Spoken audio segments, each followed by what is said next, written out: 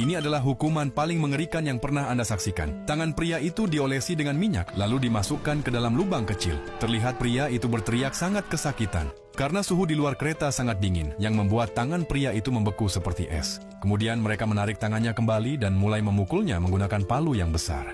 Di era zaman es, manusia hanya bisa bertahan hidup di dalam kereta yang tidak pernah berhenti bergerak, agar tetap merasa hangat. Orang kaya tinggal di bagian depan.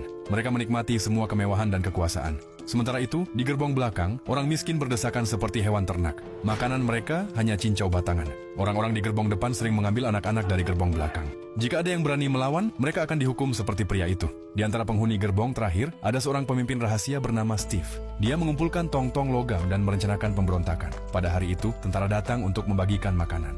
Ketika semua pintu otomatis terbuka, Steve berlari ke arah seorang tentara. Ternyata pistol itu tidak berisi peluru. Seketika itu juga, semua penghuni gerbong terakhir bangkit. Mereka menggunakan tong-tong logam untuk menahan pintu agar tidak tertutup dan maju bersama-sama. Dalam waktu singkat, mereka menghabisi semua tentara. Mereka lalu menuju penjara kereta, tempat seorang ahli elektronik dikurung. Karena ahli itu bisa membuka semua pintu otomatis. Putrinya memiliki pendengaran yang luar biasa dan bisa mendengar apa yang ada di balik setiap pintu.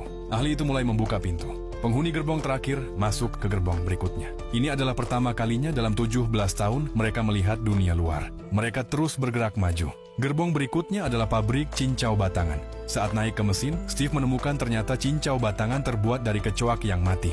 Sementara itu, yang lain terus melahap cincau-cincau itu tanpa mengetahui apa-apa. Steve hanya turun, dia tidak mengatakan sepatah kata pun, dan hanya meminta ahli itu untuk terus membuka pintu. Namun, putri ahli itu mendengar sesuatu. Begitu pintu terbuka, puluhan pria kekar muncul dengan kapak di tangan.